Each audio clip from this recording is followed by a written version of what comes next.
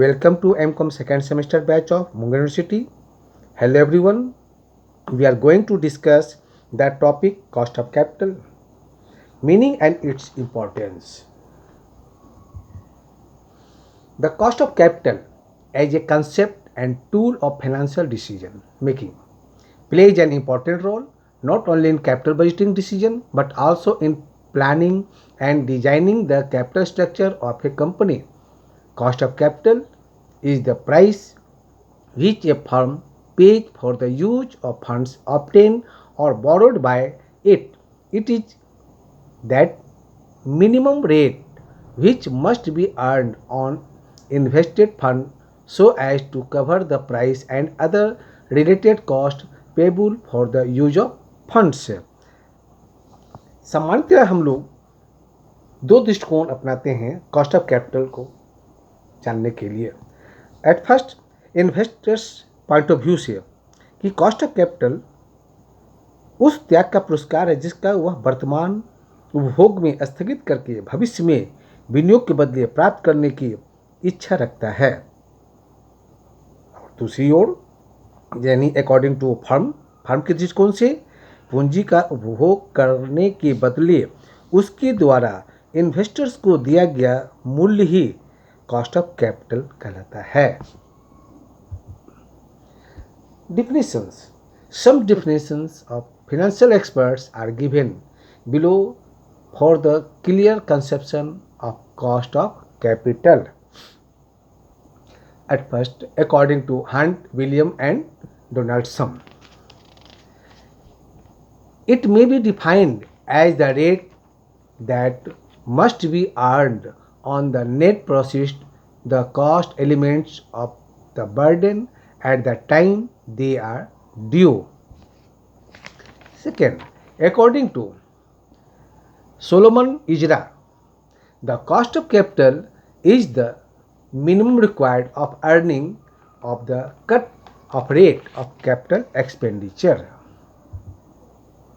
Third, according to Khan and Jain, cost of capital means the minimum rate of return that a firm must earn on its investment for the market value of the firm to remain unchanged.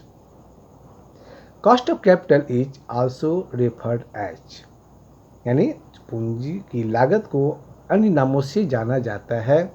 Eight first break even rate, minimum rate of return, cut off rate, standard rate, target rate and hurdle rate. Cost of capital depends upon जो capital cost of capital जो depend करता है there तो four type. At first demand and supply of capital, second expected rate of inflation, third various risk involve and fourth debt equity ratio of the firm etcetera. Now we discuss importance of cost of capital. It helps in evaluating the investment awareness into present value by discounting it. It is helpful in capital budgeting decisions regarding the source of finance used by the company. Its importance may be understood as follow.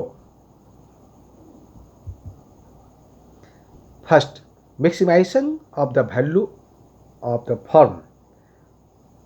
For the purpose of maximization of the value of the firm, a firm tries to minimize the average cost of capital.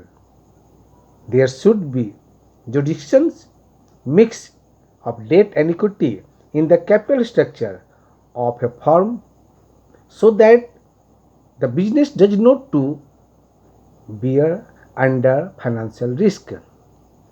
Second, capital budgeting decision. इसमें जो cost of capital अथवा investment संबंधी जो निर्णयों की जो आधारशिला है, किसी भी इन्वेस्टमेंट के प्रपोजल की स्वीकृति कॉस्ट ऑफ कैपिटल पर डिपेंड करता है। किसी भी प्रपोजल को तब तक स्वीकृत नहीं किया जाएगा जब तक कि इसकी संभावित rate of return cost of capital से अधिक ना हो। यह दर कम होने पर इसे अस्वीकृत कर दिया जाएगा। Third, decision regarding liaising. Estimation of cost of capital is necessary in taking liaising decision of business concern. Fourth, management of working capital. In management of working capital, the cost of capital may be used to calculate the cost of carrying investment in receivable and to evaluate alternative policies regarding receivable. It is also used in inventory management also. Fifth, dividend decision. यह पूंजी लागत को अन्य financial decision के लेने में जो आसानी से उपयोग किया जा सकता है, इस आधार पर हम डिफरेंट डिसीजंस जैसे डिविडेंड पॉलिसी से रिलेटेड, कैपिटलाइजेशन ऑफ प्रॉफिट से रिलेटेड, वर्किंग कैपिटल, इन सभी पर डिसीजन लिए जा सकते हैं। Sixth, determination of capital structure. संस्था की जो अनुकूलतम कैपिटल स्ट्रक्चर निर्धारित करने में कॉस्ट ऑफ कैपिटल अधिक सहायक होती है, हेल्पफुल है। ये एक फर्म की पूंजी संरचना यानी कैपिटल स्ट्रक्चर तैयार करते समय मैनेजमेंट को अपने फर्म के मूल्य को अधिकतम करने के साथ साथ पूंजी लागत को न्यूनतम रखने के लक्ष्य को ध्यान में रखना पड़ता है। Seventh, evaluation of financial performance. यह पूंजी लागत का उपयोग हायर मैनेजमेंट की फाइनेंशियल एफिशिएंसी का मूल्यांकन करने के लिए किया जाता है। इस तरह का मूल्यांकन परियोजना की वास्तविक प्रॉफिटेबिलिटी की तुलना उसके एक्चुअल कैपिटल कॉस्ट जिससे प्रोजेक्ट का फाइनेंसिंग यानी वित्तीयन किया गया हो से करके की जाती है। यदि प्रोजेक्ट का वास्तविक प्रॉफिटेबिलिटी उसकी वास्तविक कैपिटल कॉस्ट से अधिक है तो उसकी कुशलता को सेटिस्फैक्ट्री माना जाता है। 8, इट इज